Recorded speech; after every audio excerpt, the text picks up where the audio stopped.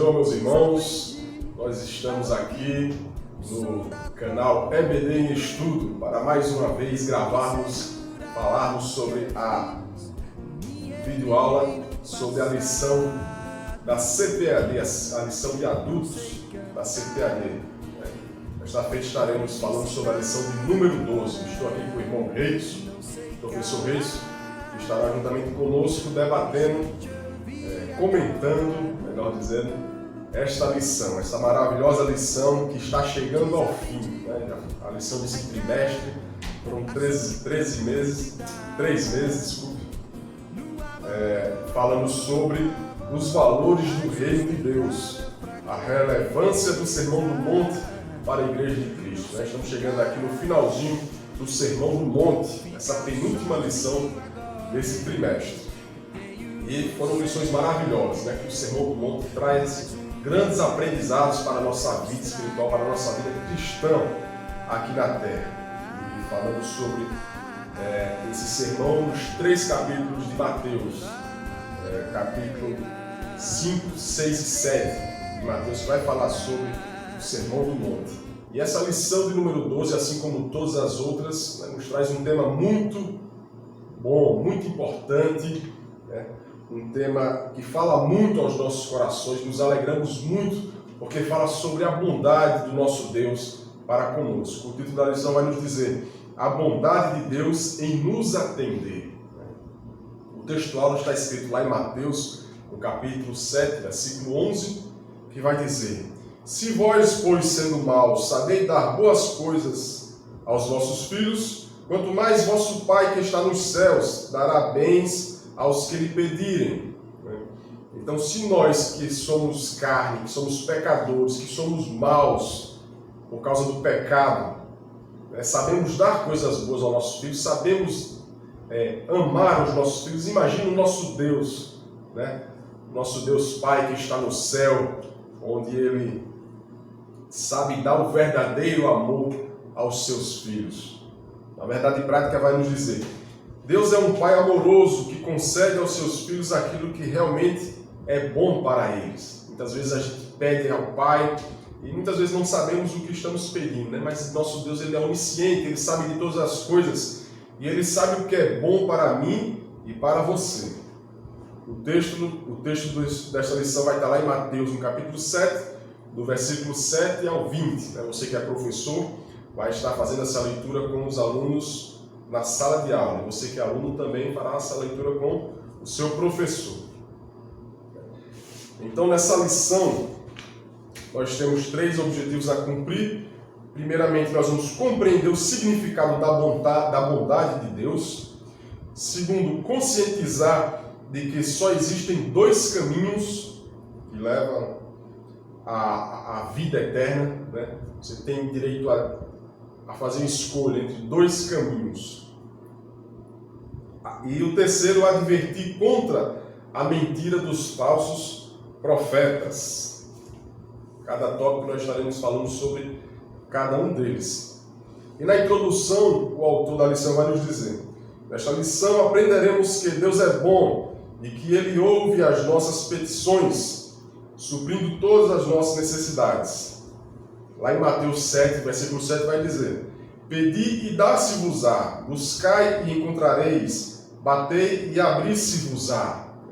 Muitas vezes nós estamos esperando uma bênção de Deus, estamos querendo uma bênção de Deus, mas nós não estamos batendo na porta, nós não estamos pedindo, nós não estamos buscando a Ele, né? O próprio Jesus Cristo falou isso: pedi e dar-se-vos-á. Então nós vemos aí 3 ações, 3 atitudes que devem partir daquele que está pedindo ao Pai, né?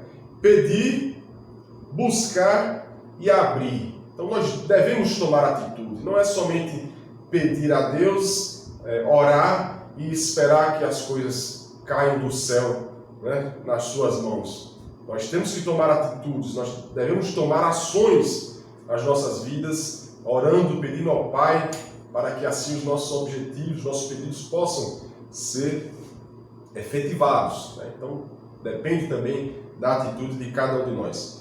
Veremos também que aqueles que entraram pela porta estreita conseguem viver segundo os preceitos de Deus proposto por Cristo no Sermão do Monte. O Senhor é bom e aqueles que têm uma vida de comunhão com Ele e procuram viver cheios do Espírito Santo, examinando a palavra, não serão jamais enganados pelos falsos profetas. Então a gente vai ver que nessa leitura bíblica em Mateus, no capítulo 7, Jesus Cristo vai falando sobre, primeiro, a bondade de Deus em dar aos filhos, aos seus filhos, né?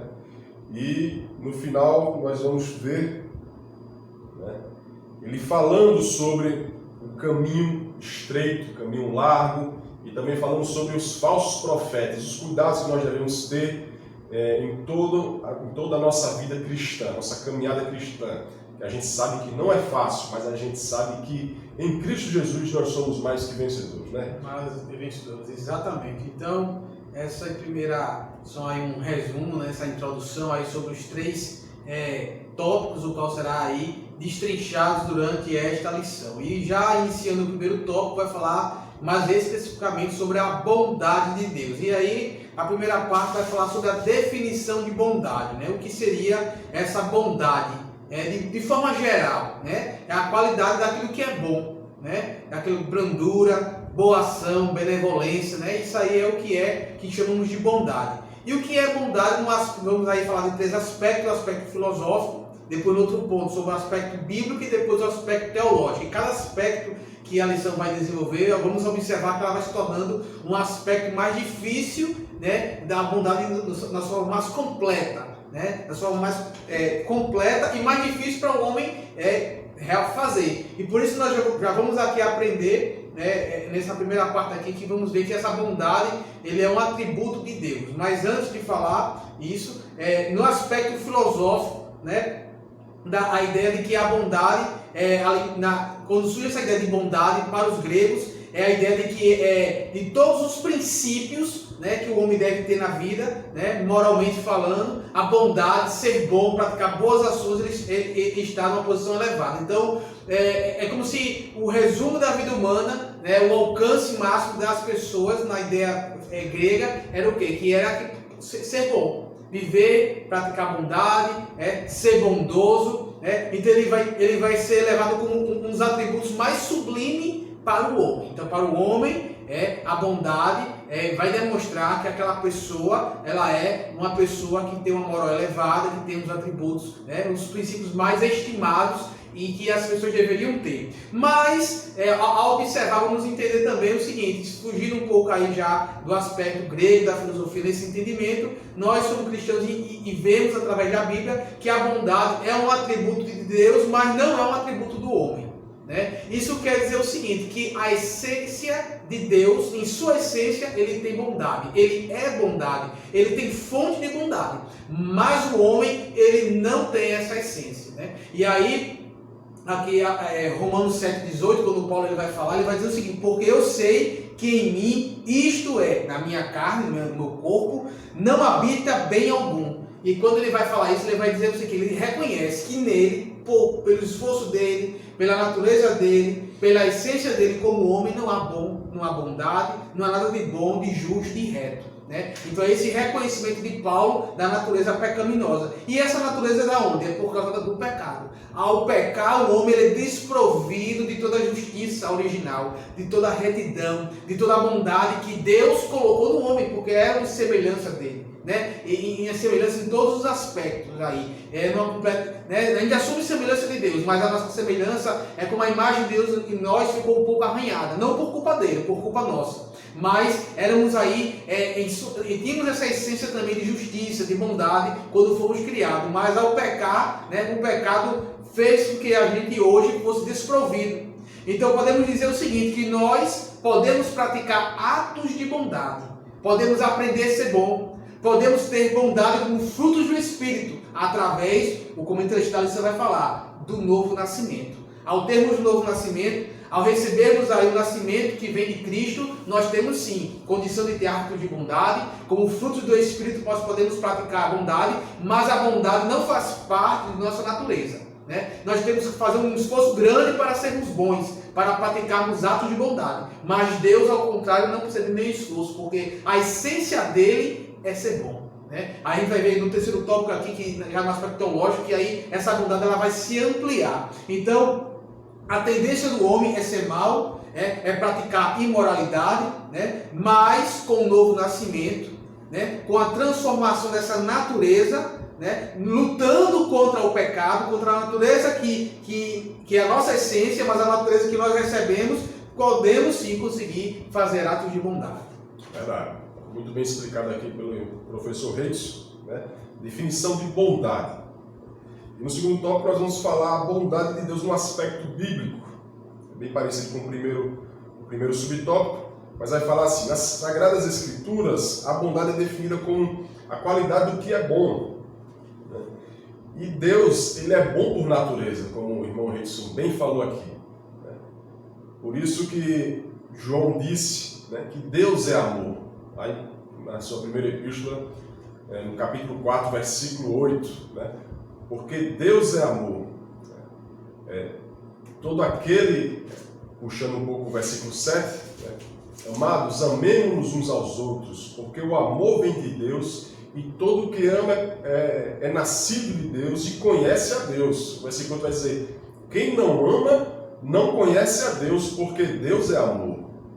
Então, uma das características, não é um atributo do homem, mas é uma característica que ele passa a ter na sua vida cristã, é a prática do amor, mas o atributo somente de Deus. O homem, pela sua carne pecaminosa, ele tende ao mal, mas pelo novo nascimento, né, em Cristo Jesus, o homem passa a ter, através do Espírito Santo, algumas características, né, que vêm de Deus sobre as nossas vidas. Lá em Gálatas 5 vai falar sobre essas características, né, e a primeira delas é o amor, né, a paciência, a benignidade, entre outras características que são colocadas em nós através do Espírito Santo de Deus. Então, aquele que não ama não conhece a Deus. É por isso que o amor ele deve ser uma característica daquele que serve a Deus. E toda a fonte de benignidade, de modo que podemos expressar que o real e verdadeiro bem é transcendente e está em Deus.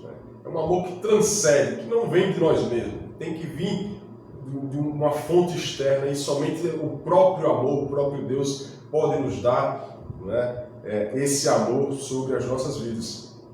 O texto de Mateus 19, 16, 26 mostra a pergunta do jovem rico a respeito da vida eterna, naquele episódio em que o jovem rico se apresenta diante de Jesus e fala: bom mestre, que farei para conseguir a vida eterna? Então Jesus pergunta: por que me chamas de bom? A gente pode dar continuidade a esse texto no versículo 17, quando Jesus diz, né, por que me chamas de bom? Bom só existe um, que é o Deus Pai. Né? Bom só existe um. Se queres entrar na vida eterna, guarda os mandamentos. E assim segue esse diálogo entre Jesus e o jovem rico. Então Jesus ele deixa bem claro, ele é bem enfático em dizer que bom só existe um, o Pai, nosso Deus que está nos céus.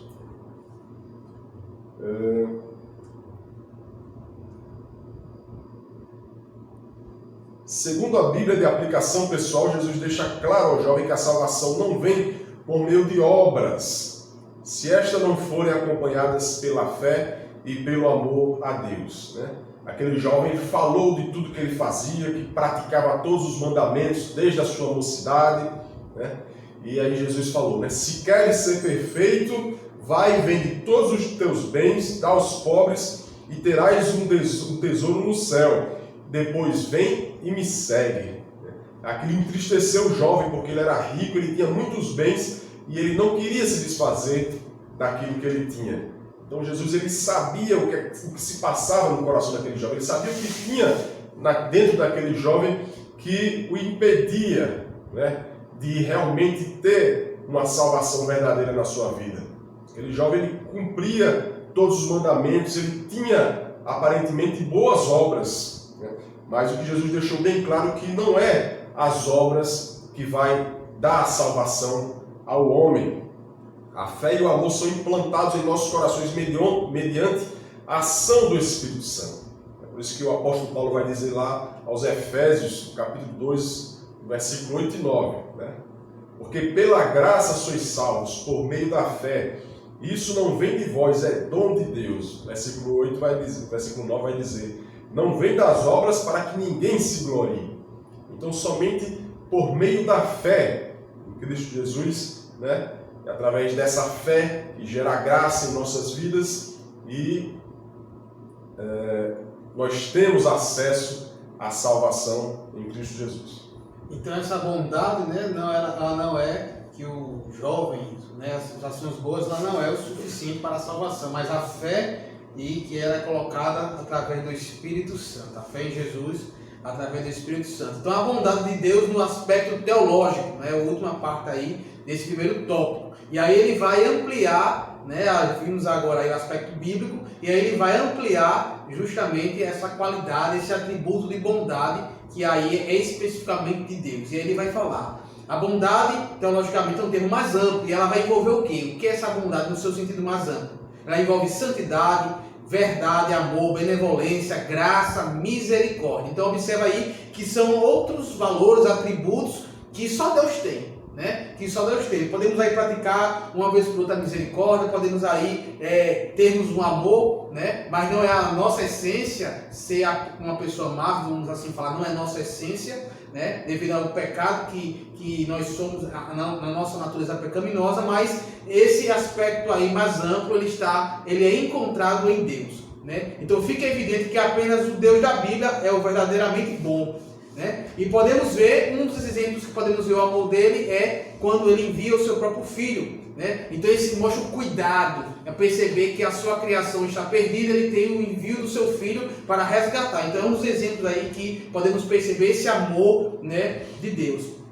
E outra situação também é que ela atende às nossas necessidades. Né? As nossas necessidades são aquilo que Deus ele nos atende, aquilo que necessitamos, mas é preciso observar que não necessariamente aquilo que queremos. Né? Quando a Bíblia fala, né, que pedir tudo, né, ao Pai, mas vamos observar lá que no Pai Nosso ele vai falar que seja feita a tua vontade. Né? O João, lá em João 5,14, 1 Cristo, ele vai dizer o seguinte: e esta é a confiança que temos nele, que se pedirmos alguma coisa segundo a sua vontade. Então, há algumas pessoas que observar tudo que eu posso pedir, Deus ele vai me dar. Mas se estiver alinhado com a vontade de Deus, deve estar de acordo com a vontade de Deus. Porque nós, como o professor aqui já falou, Eduardo, no início, por vezes não sabemos pedir. Né? A gente às vezes não sabe pedir. Mas Deus, ele que conhece todas as coisas, segundo a vontade dele, que é a vontade perfeita, né? Ele pode nos atender. E em nos atender, ele demonstra a bondade dele para conosco. E aí,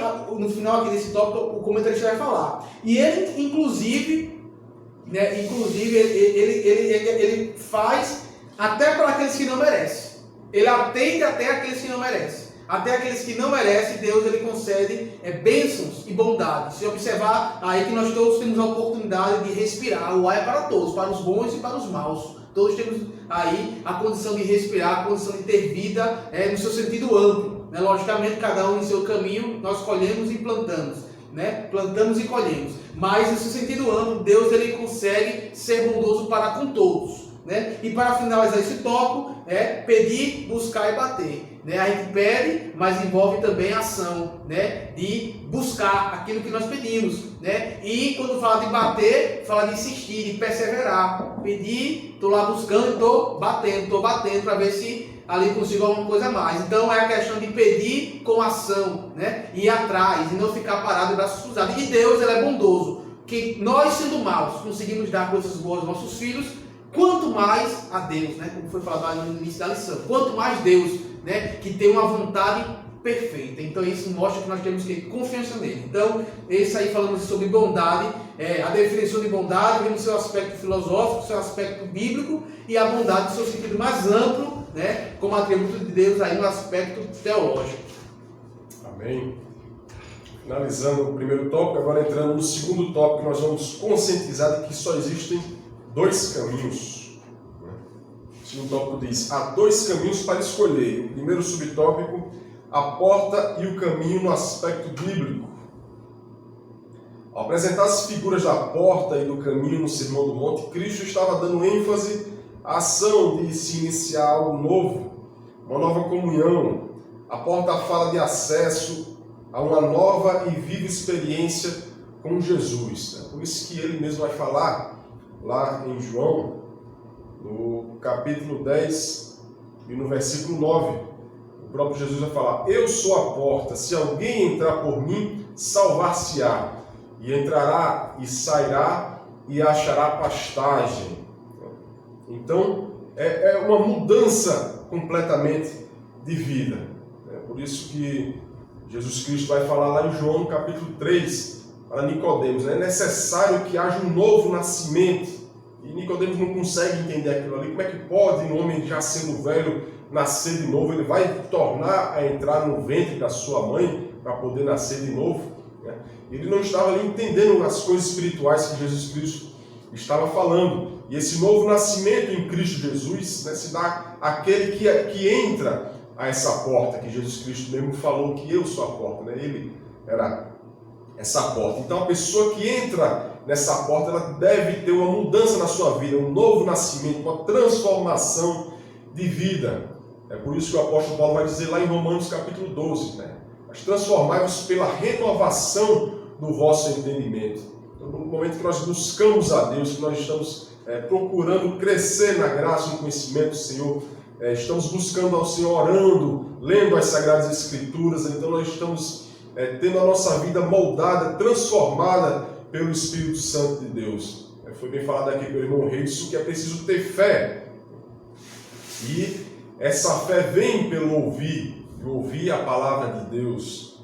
Então o Espírito Santo, ele participa de todo o processo da salvação do ser humano, desde a inspiração da palavra de Deus, a usar outras pessoas, né, para evangelizar e levar essa palavra até as pessoas que estão cativas aí no mundo, né? A pessoa escuta a palavra, a fé vem pelo ouvir a palavra de Deus, o Espírito Santo entra na vida daquela pessoa e começa a transformação, começa a renovação do entendimento daquela pessoa, e aí vai dando seguimento ao processo de salvação e a multiplicação da salvação em Cristo Jesus através de cada um de nós. É importante atentar para os costumes da época em que Cristo fez menção à porta e o caminho. É bem possível que ao mencionar esses termos ele estivesse pensando na cidade de Jerusalém, pois as cidades em sua maioria eram muradas e tinham algumas portas largas e outras estreitas. Então Jesus ele sempre falava através de parábolas, de maneira que as pessoas pudessem entender o que ele estava falando. No período noturno, as portas grandes eram fechadas, permitindo apenas que ficassem abertas as portas estreitas. Essa portinhola era chamada de fundo de agulha, e quem desejasse passar por ela teria que fazer muito sacrifício. Às vezes a passagem de um camelo com mercadoria por meio desse caminho estreito era impossível, sendo necessária a retirada da bagagem, e ainda assim a pessoa teria que passar ajoelhada. É por isso que nós podemos entender um pouco quando Jesus fala, né, sobre ser mais difícil de um rico, né, sobre é mais fácil passar um camelo pelo fundo de uma agulha. Pode ser que seja referindo a esses caminhos estreitos onde poderia passar um camelo cheio de mercadoria, né, do que um rico entrar no reino do céu. Então existem outros entendimentos acerca dessa palavra, e esse é um deles, né, em relação ao caminho estreito, que é um caminho difícil, mas é um caminho que nos leva à salvação. Foi a condição que Jesus afirmou que estreita é a porta e apertado o caminho que leva à vida, e poucos há que o encontrem. Mateus 7,14. Então nós sabemos e nós falamos que a vida cristã não é fácil. O próprio Jesus Cristo falou isso, né, quando ele falou: no mundo tereis aflição, mas tendes bom ânimo, pois eu venci o mundo. Bem? Então não é fácil, não é um caminho fácil, é um caminho estreito, um caminho apertado, a porta é estreita, mas nós sabemos que no final dele é um caminho de glória, um caminho que nos leva aos céus. Exatamente. E continuando, né, nesse pensamento, nesse aspecto, o que as duas portas e os dois caminhos ilustram para nós. Então, a porta estreita é a porta, né, que conduz à vida eterna. Né? Já foi falado aqui, temos lá também João 10, do 7 ao 9. Então, Jesus vai mostrar que há um único caminho. Existem dois caminhos, mas há um único que leva à vida eterna. E esse caminho é Ele próprio. Né? O próprio Cristo é o caminho que leva o homem, qualquer pessoa, à salvação, à vida eterna. Então, Ele é capaz de conduzir o pecador à vida eterna com Deus, reconciliar o pecador, né, com o seu Criador. E não atos religiosos, não atos de bondade, né? O que é que eu posso fazer de bom para herdar a salvação? Nada. De bom você não pode fazer nada. Nem uma bondade, nem uma justiça, nem uma retidão, porque a salvação não depende daquilo que nós fazemos, mas daquilo que Ele já fez por nós. E é assim que temos que aceitar, reconhecer e nos esforçar para permanecer nesse caminho. E é aí quando Jesus lá em Lucas 13, 24 vai dizer: porfiai por entrar pela porta estreita. E o que significa porfiai? E aí o comentarista vai dizer: esforçar-se com zelo, empenhar-se em obter algo. Então, quando ele fala porfiai por entrar por essa porta estreita, porque a porta estreita ela tem algumas dificuldades, né, para poder entrar por ela e acessar esse caminho estreito, é o quê? Eu vou ter que me empenhar, eu vou ter que me esforçar. Não é um esforço comum, é um esforço a mais, com zelo, com cuidado, com insistência, com persistência, para que eu possa entrar e permanecer, né? Permanecer nesse caminho. Então, como foi falado anteriormente aqui, no tópico anterior, poucos são que encontram, porque existe esforço, exige zelo, exige empenho, e é muito mais fácil passar pelo caminho largo, pela porta larga, onde não há regra, onde tudo é permitido, e enquanto que a porta estreita, ele vai ter um pouco mais de dificuldade, e para passar por ele, poucos encontrarão. Verdade. Então, finalizando esse segundo tópico, né, o terceiro subtópico vai falar a escolha entre os dois. Então é necessário que nós façamos uma escolha. Muitos escolhem, claro, o caminho mais fácil, o caminho mais largo, a porta mais larga, né? Pois muitos não querem sofrer, não querem padecer para que possa entrando num caminho estreito. Neste mundo só há dois caminhos a serem percorridos, o da vida e o da morte. Como bem falou o profeta Jeremias, no capítulo 21, versículo 8, está escrito: e a este povo dirás, assim diz o Senhor, eis que ponho diante de vós o caminho da vida e o caminho da morte. O Senhor falando através do profeta Jeremias. Então nós devemos escolher qual caminho nós devemos seguir, o caminho que leva à vida ou o caminho que leva à morte. Muitos que estão nesse caminho largo não sabem que estão caminhando para a perdição, que estão caminhando para a morte. É por isso que nós devemos sempre estar cumprindo o ide do nosso Senhor e Salvador Jesus Cristo, né? Ide por todo mundo e pregai o Evangelho a toda criatura, porque muitos são aqueles que perecem, e nós devemos chegar com essa palavra, esse Evangelho, as boas novas de salvação para essas pessoas, né? Não prometendo uma vida boa, uma vida de regalias, uma vida, né, com todas as bênçãos que a pessoa pode ter, mas uma vida difícil, né, um caminho estreito, uma porta estreita, mas um caminho que nos leva ao céu, a uma eternidade com o nosso Deus, o nosso Senhor e Salvador Jesus Cristo no céu, e não um caminho de morte que leva assim para o inferno. Infelizmente a escolha de muitos é pelo caminho amplo, pois nele não há restrições, tudo é permitido. Contudo, muitos homens e mulheres escolheram trilhar o caminho estreito, onde todas as coisas são lícitas, mas nem tudo convém, como o apóstolo Paulo falou aos Coríntios, né? 1 Coríntios 10, 23. Todas as coisas me são lícitas, mas nem todas me convêm. Nós temos o livre-arbítrio de fazer o que nós quisermos fazer, né? Mas nós sabemos aquilo que traz edificação para a nossa vida e aquilo que não traz. E principalmente quando o Espírito Santo habita dentro de cada um de nós, ele nos constrange, né? Ele nos mostra aquilo que agrada a Deus, aquilo que não agrada a Deus. Nós somos tocados pelo Espírito Santo a fazermos somente aquilo, né, que está de acordo com a vontade de Deus. Pela porta larga é possível passar as obras da carne, como a gente falou, né? Lá em Gálatas 5 existem as obras da carne e as obras do Espírito sobre a vida de cada um. As obras da carne são prostituição, impureza, inimizades, porfias, pelejas e todo tipo de pecado. Essas são as obras da carne.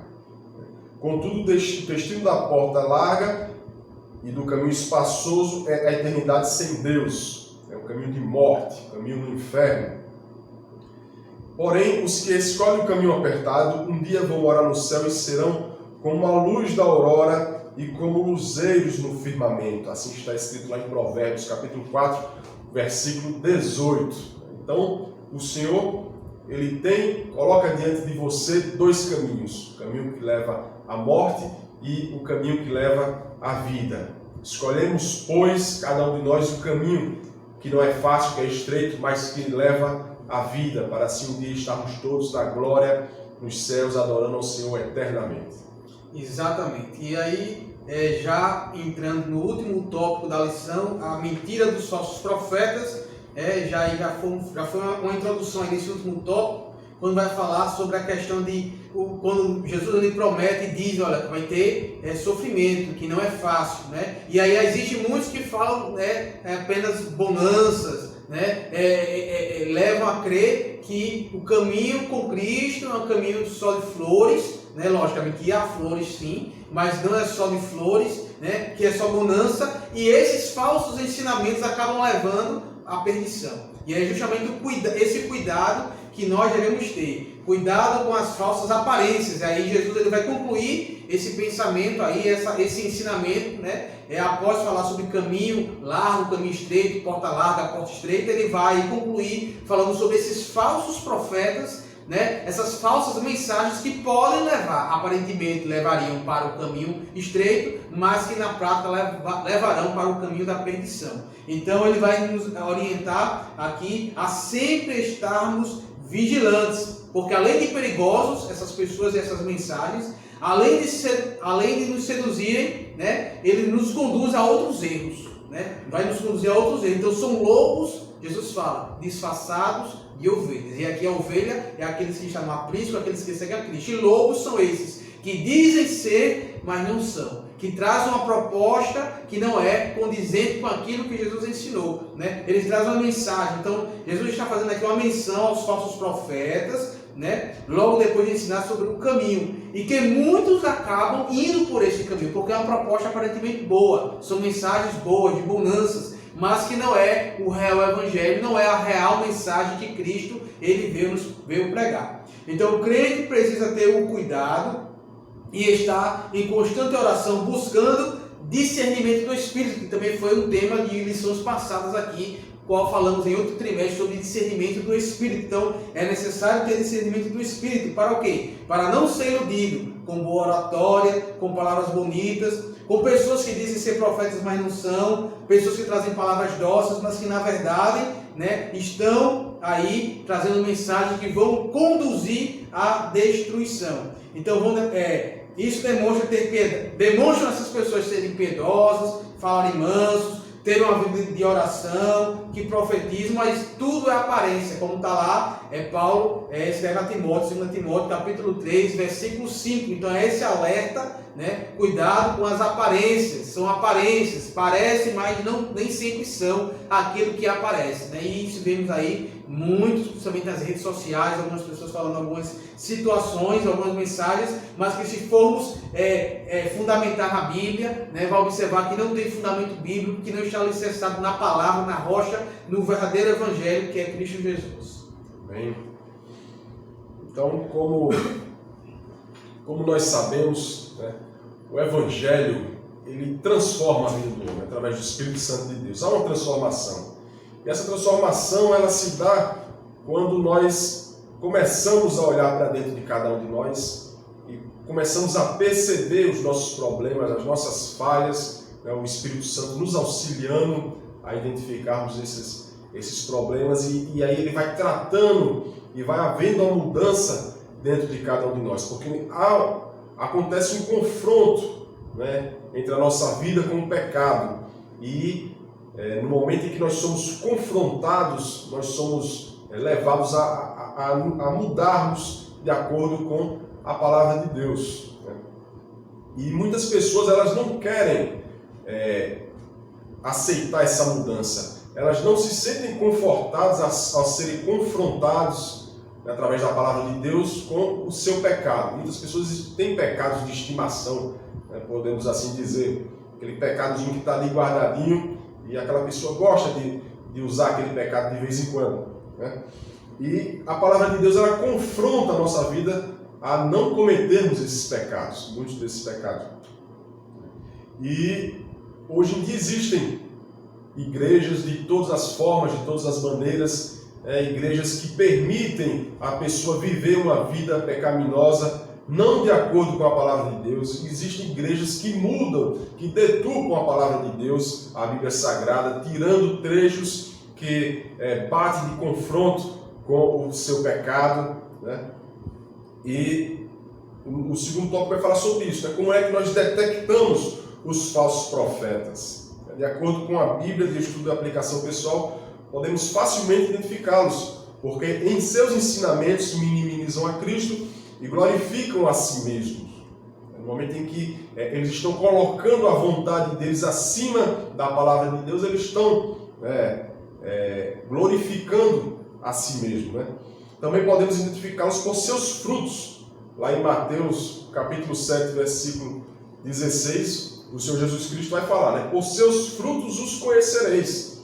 Porventura colhem-se uvas dos espinheiros ou figos dos abrolhos? Então nós conhecemos uma pessoa verdadeiramente através dos frutos que aquela pessoa gera, né? As atitudes que aquela pessoa tem. Será que ela se preocupa com o seu próximo? Será que ela tem empatia? Tudo isso a gente vai analisando e vai conhecendo a árvore através dos seus frutos. A árvore ela pode estar frondosa, com muitas folhas e oferecendo uma boa sombra, mas se ela não der fruto, ela será cortada. Jesus Cristo falou isso lá em Mateus, no capítulo 7, versículo 19. A árvore que não dá frutos, ela é cortada e lançada no fogo. A imagem do fruto usada por Cristo se refere ao caráter e à conduta do profeta. Ainda podemos acrescentar mais um elemento significativo para detectar o falso profeta.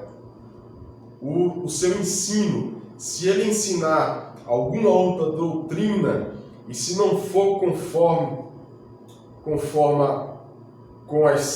as sãs palavras do nosso Senhor Jesus Cristo, né, ela é anátema. Como está escrito lá em 1 Timóteo 6, 3. É maldição para a vida daquele que está cumprindo aquela doutrina que não está nas Sagradas Escrituras. É soberbo, nada sabe e não deve ser reconhecido como profeta do Senhor. Então, se você que conhece a Sagrada Escritura vê que alguém está ensinando algo que não está de acordo com a palavra de Deus, aquele ensinamento é uma maldição para aqueles que assim estão fazendo segundo aquela palavra, né? Então é por isso que nós devemos estudar a palavra de Deus, nós devemos aprender qual o verdadeiro caminho. Por isso que lá está escrito lá em João 8,32. Conhecereis a verdade e a verdade vos libertará. E essa verdade está na palavra de Deus. E concluindo, né, a lição, aí vamos ver a última parte do terceiro tópico, uma análise criteriosa, que é uma continuação sobre esses aspectos, né, como detectar esses falsos profetas, essas falsas mensagens que surgem aí, que desde a época de Cristo estão presentes e hoje também estão presentes em nossos dia a dia, em nosso meio, nas igrejas, enfim. Então, tanto no Antigo quanto no Novo Testamento, vamos encontrar muitos falsos profetas, né? Na Bíblia, vamos encontrar relatos de pessoas aí que profetizavam pela sua vontade, pela sua imaginação, por algum outro motivo, e diziam ser em nome do Senhor. Então, vários falsos profetas, né, tentaram enganar aí o povo de Deus, a igreja de Deus, e continuam até hoje. Na verdade, esses falsos profetas nunca deixaram de existir. E é por isso que Jesus vai alertar, né, que nos últimos dias surgirão, é como se nos últimos dias esses números de falsos profetas, de falsas mensagens fossem multiplicar, fossem surgir com maior intensidade, né? E precisamos estar alerta para isso. Então, em geral, essas pessoas, essas que falam essas mensagens, eles profetizam somente aquilo que as pessoas desejam ouvir, aquilo que é agradável aos ouvidos e aos olhos também, aquilo que vai mexer com o ego, aquilo que vai lhe trazer um conforto. Geralmente são esses tipos de mensagem. Por isso devemos analisar toda a mensagem que é proferida, que é lida, né, que é falada com as Escrituras. O nosso parâmetro, né, é a palavra de Deus, para que a gente possa ali observar se aquilo que está sendo dito ou não está de acordo com a vontade do Senhor. Então esses falsos profetas aí surgirão muitos, como diz lá em Mateus capítulo 24, e enganarão a muitos.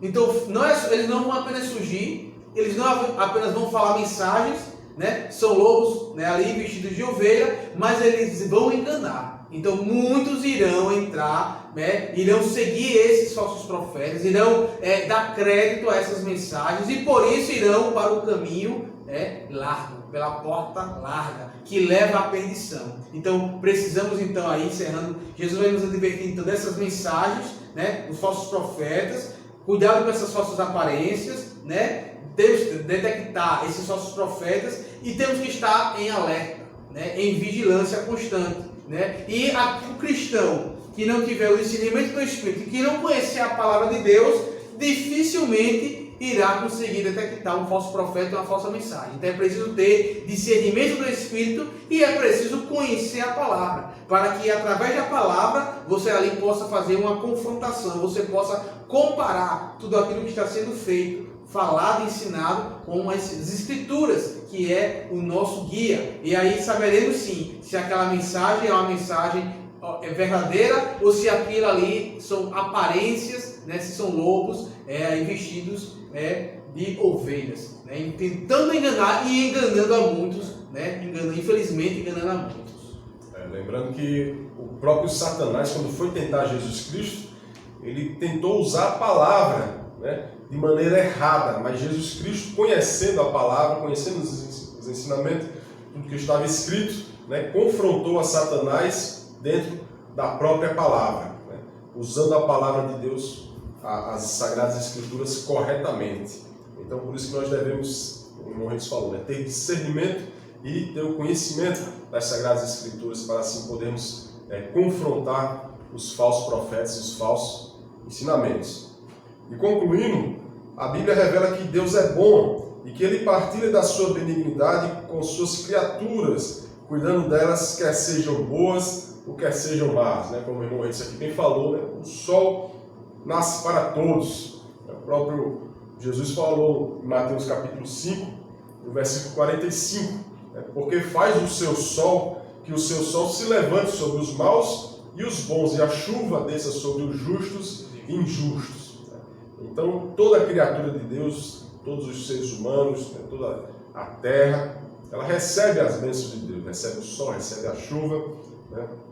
Mas devemos tomar uma atitude, devemos seguir o caminho correto, o caminho que nos leva ao céu.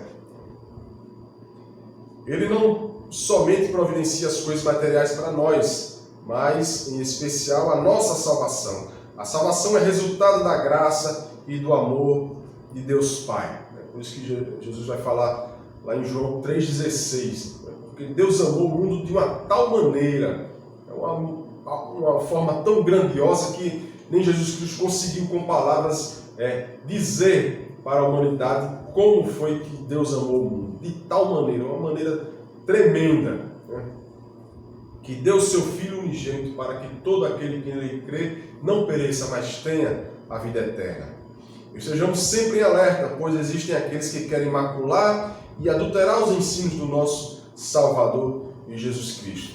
Então que nós possamos ter aprendido nessa lição de hoje, né? Que nós servimos a um Deus que é um Deus Pai, um Deus que ama aos seus filhos e Ele é galardoador daqueles que o buscam. E como está escrito na palavra de Deus em Mateus 7, né? Então aquele que pede, recebe, aquele que busca, encontra, e aquele que bate, a porta se abre. Então que nós possamos crer que nosso Deus ele é grande, ele é poderoso e ele pode sim nos conceder, né, aquele desejo que está no nosso coração, no seu coração, se assim for a vontade de Deus, que é boa, perfeita e agradável para as nossas vidas. Amém? Então que Deus abençoe a cada um de vocês, continue ligados aí no canal EBD Estudo, ative o sininho para receber a notificação, se inscreve no nosso canal e assim você vai estar recebendo aí em primeira mão todos os vídeos que aqui forem gravados. Nós esperamos que esse vídeo tenha sido bênção para a sua vida, né? Então, se inscreve no canal, dá um like aí e que Deus possa abençoar a sua vida grandemente. Deus abençoe a cada um de vocês.